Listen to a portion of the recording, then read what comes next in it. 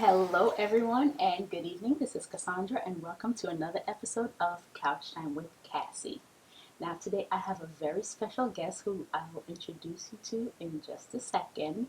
But for all you book lovers out there, for all you hopeless romantics, and all you people who just love poetry, this one is for you. So have a seat, grab a glass of wine, and we'll have a special reading at the end of the episode. So we're going to get into it. Now, I would I'm honored to actually introduce you to my dear friend, Michael Gisau, a local author from Yonkers, and I'm happy to say my high school pal. And I figured I would drag him on the couch with me today. Technically, we're not on the couch, but I figured I'd drag him in to talk to me about some of his writing and some of his work and the inspiration behind it all. So, hello, Michael. How are you Hello. today? Hello. I'm good. Thank you for having me. It's my absolute pleasure. Now, we are going to be getting into some of his writing, but before we do, I want to start off by asking a few questions. Let's go for it. So, tell me, what led to the writing of this book? What was like your inspiration and your motivation? Honestly, I've been writing poetry on and off since I was 16. Not so much in my early 20s, but I started getting back into writing here and there when I was like 27. Okay. And so I would, share my pieces on social media and Okay. see what people would think and whatnot. And one day, someone just commented on something I posted and was like, "Hey, why don't you put out a book?" And that's when I started looking at what I've collected over the time, and I saw that I had a fair amount to work with. Mm-hmm. On top of the fact that when this person made the suggestion, Mm-hmm. I was 37, so Okay. um, this book basically became a collection of everything I've written from 27 to 37. Okay. That explains the title. So, tell me, what is the role that um, literature, writing, poetry plays in your life? Where does it abide in terms of your center? Definitely entertainment. I love reading Okay. just to escape from the day to day. Okay. When it comes to writing, Okay. same thing. I like the idea of writing a story and hopefully entertaining like whoever is willing to read it or listen to it. Okay. So tell me a little bit about your process. I know everyone um, constructs their stories differently. So what essentially is your process? Is it that you get an idea and just run with it, or do you start with an end in mind and reverse engineering and go backwards? Like, what's the process of taking that idea, that feeling, that emotion, and just getting it on paper? Uh, the idea can be anything, whether the beginning, the plot, or the ending. Hmm. Um, but once I have the once I get the idea of what it is I might want to work with, Hmm. I think about what kind of emotion or mood or different things, and so I go from there and you know go through music and brainstorm and just Hmm. sit with it for a while, just writing down notes and ideas and seeing where it takes me. So, does your reader, keeping your reader in mind, actually influence the work? Like, do you write for self, or do you write because this is my audience and I want to write something for them, or is it just I'm gonna take what's in me and put it out there and hope my audience loves it? Both. Definitely for my own self because I think reading. I mean, you should have fun doing whatever it is you choose to do. Okay. Uh, so on the one hand, like I want to write something that I enjoy writing and reading, Okay. and yeah, I'm thinking about the audience, my readers, and what they might like, what they might not like. Okay. I know you must be like familiar with like the new resurgence of reading, and it's something I'm personally excited about. Now there's this new passion for reading with Book Talk and Bookstagram, and I personally didn't see that coming because we've gotten so technologically driven with, AI and, video games and computer. And I'm a techie much as anybody else, but I would have never guessed that reading of all things would make such a resurgence that it's taken over social media in such an amazing way. Like, do you have any thoughts on that? I mean, for me, I just feel like reading just never went away. Like it's, you know, regardless of how media changed, people are always going out and looking for something to read, Hmm. watch, whatever, or listen to. And part of me just kind of feels like it's like we've reached like a critical tipping point where technology has gotten so advanced that we reached a point of artificial intelligence. We had no choice but to go back because you can only go so far. Yeah. We had no choice but to go back to the original form of information where you're reading, you're thinking, you're coming up with ideas, and it's just been amazing. Like I have my dedicated Kindle because that's my thing. My bookshelf is completely full. There's no more room for any more books, and I can't fit any more bookshelves in the house. So I have a dedicated Kindle that's just for like pleasure reading. Like there's no personal development or anything on there. So I'm getting into it as well, and I'm thinking about maybe doing some reviews a little bit later. But I am so inspired and letting myself get carried away a little bit in the whole new reading revolution, I guess is what it is. I mean, with everything that's been going on, like it's definitely um, reassuring that people still love reading a good book. Yeah, I agree. So, with all that, do you have a favorite author, like whether classic or modern or just present comic books, whatever? Like, who is like your go-to for reading? Stephen King, Anne Okay, Rice, Chuck Palahniuk. okay, I'm hoping I'm saying his name right. okay.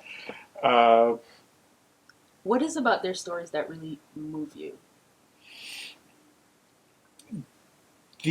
the originality, the different styles, um, the different pieces that they put into what they do. You know, Okay, each like the stamp every individual writer mm-hmm. puts on their work. Okay. What is your stamp? I'll let you know when I figure that out. Okay, I like that to just kind of flow authentically and then find out what it is rather than I'm going to take this and make it my stamp. So I like that. Because with me, it's just I don't think I could ever just limit myself to like one thing. Hmm. There's so much to me. There's you know um, my heritage, my culture, my roots. Uh, A little bit of everything. I always say, like, the human identity is so multifaceted that it's a shame that I feel like we often lock ourselves into just one part. I'm this or I'm a that. But it sounds like you don't have that problem. no, I'm just a mix of everything. And it's so refreshing that you are able to embrace all those different parts of yourself. So I definitely like and support that. Thank you. So I'm holding on to this, and I would love for you to read something for us. Is that Okay, all right? that's fine. Yeah. Thank you. Okay, I'm ready.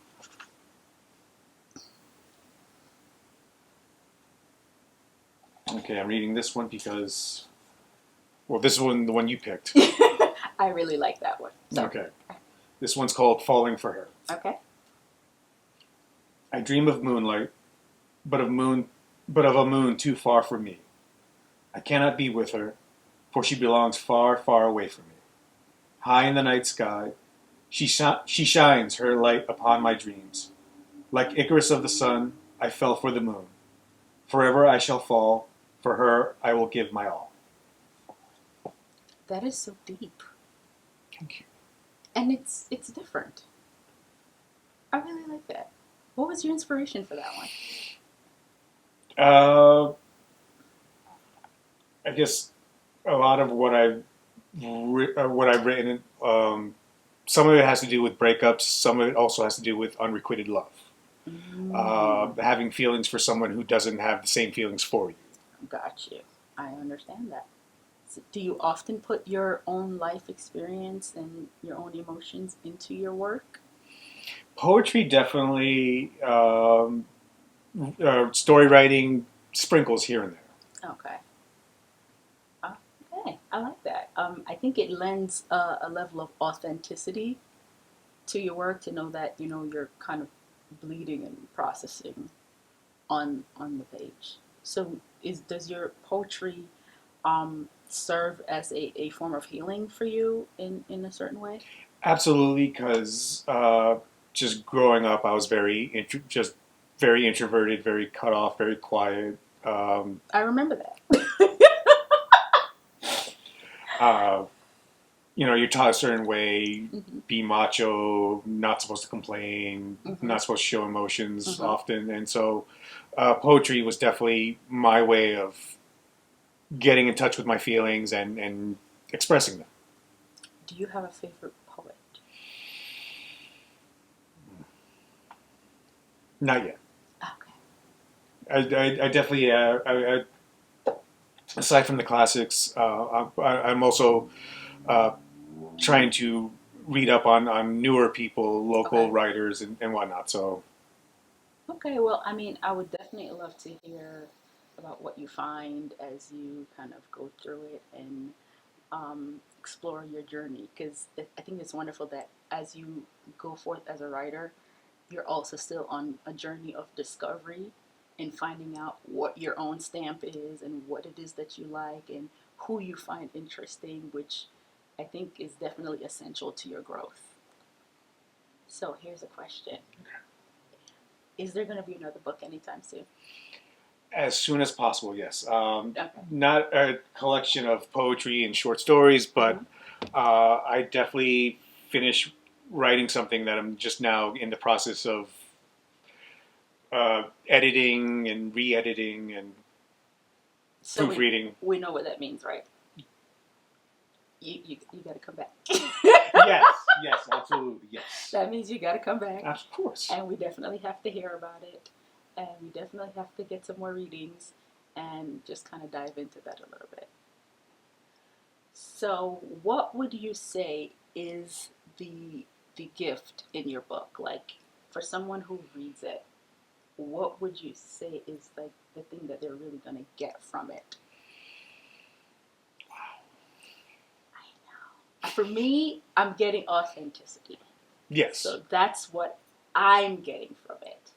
But I feel like each person receives something else. Like, but is there something deliberately that you're putting out? Like, I want my readers to receive this, or are you just leaving it open to their own? exactly. I definitely at the moment I just want to see how people react and what they take away from it. Oh, I like. It's good to be intentional, but I feel like when it comes to art, it's better to just be open and leave things to interpretation. And some people might get emotion, some might get romance, some might get a way to process their own feelings. But more than anything, I feel like poetry can be a mirror where you can see yourself, you can see your own heartbreak, you can see your own unrequited love, you can see your own experiences. And while you may not have had the words for it, um, someone else gave you those words. So I feel like this could be a mirror for those who may lack your verbal graces. Um, or other gentlemen who may have trouble processing their own feelings, having someone else put them down on paper and being able to say, you know what, yes, that's exactly what it is, can kind of give people the power to process those feelings and move through it. So Look at me having all these grand revelations about your book.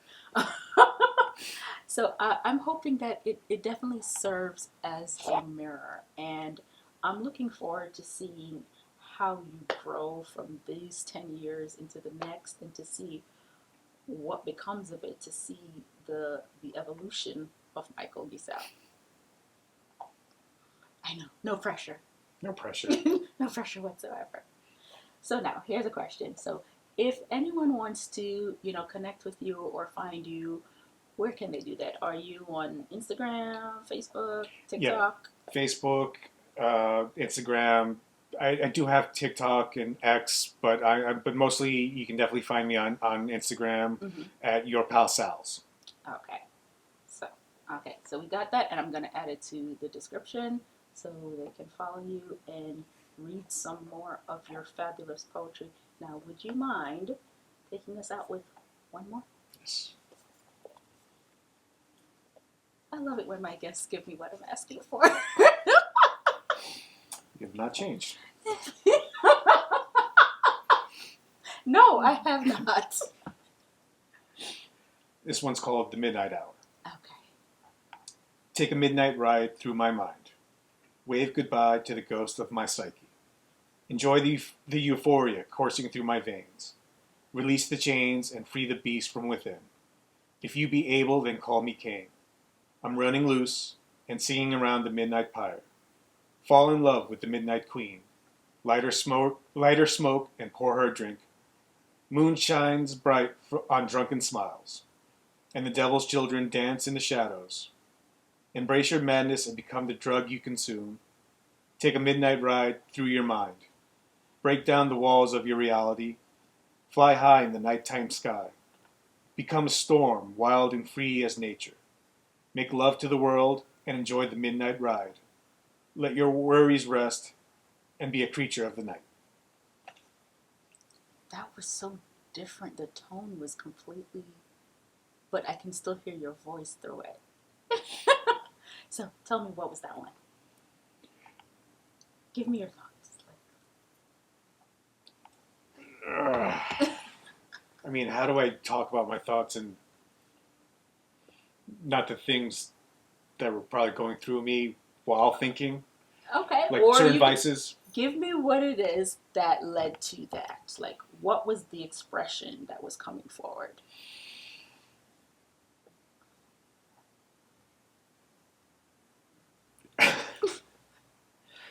I feel like this was much deeper, and you may not want to share it. Is that what this is?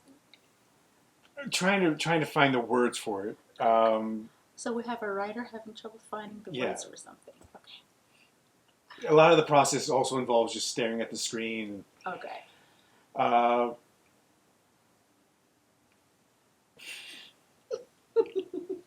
Okay, I'm gonna let you off the hook with that one.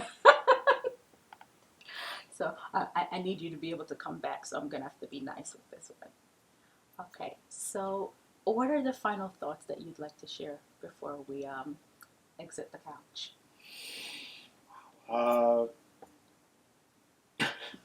Or any inspirational words that you'd like to share to someone who may want to become a writer, or feel like they have a thought or they have a story to tell, but maybe second guessing themselves. uh, I mean, I have a couple of things going through my head. Not only that, but people wondering whether do it.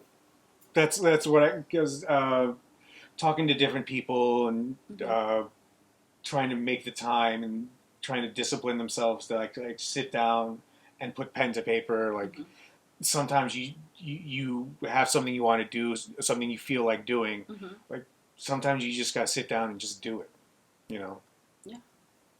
And I feel like I agree with you there, because it just has to come from a place of authenticity. And you'll hear me say that throughout various episodes. Like, even with this, I try not to plan too far in advance, because I like, that moment when lightning strikes and it's like, you know what? I want to talk about this. So sometimes there's not too much planning, which is why I don't have a regular schedule. I'm very sorry about that. But I like to make videos not just to make them, but because something is important, something is pressing, something just hit me. God just gave me something that I should make a video on. Like, so I totally get that and just kind of going for it and see what happens. And part of it I also feel is, like you said, you make it for yourself and you hope people like it Exactly. instead of trying to make it for people, because then I feel like you lose the authenticity and you also lose what it is that you were trying to put out there. So it's important to get yourself on the page, like free writing. Like, do you tend to free write at all in your process? Just kind of writing and then structure later, or At the beginning, it was definitely a lot of free writing, but I've definitely over the years practicing, like I realized planning and brainstorming and writing down notes, like definitely helps me get a clearer picture of what I want to do and where I want to start. okay, So all right, all right. Well, I think I've tortured you enough for one day. I have to be nice if I expect you to come back and tell me about your next book, which I'm going to be waiting for. I'll be working on that as soon as I can. No pressure. Well, thank you all so much for joining me on the couch for another episode of Couch Time with Cassie. And special thank you to my friend Michael, who was tortured by me a lot and still willing to let me have him on the couch talking about his writing and all that. I just think it's so important to support local artists, local writers. And we're here from the same city in the lovely city of Yonkers, the city of gracious living. And I just thought it was really important to share some of his work, and I hope you all enjoyed this episode. I hope if you have any aspirations of writing, that you can take this as a sign. You can take this as some encouragement to put pen to paper and just get it out there, and then you can see what comes. And just that's why there are revisions. They even revise textbooks. Grammarly. So if you put out your work, your volume the first time, you can always send out another edition, correct? So thank you guys so much for joining us. Thank you again, Michael. I Thank you look for having me. forward to seeing you on the couch I next look forward to time. being back here again. I'm holding you to that. You guys heard that. So thank you so much. Have a great evening.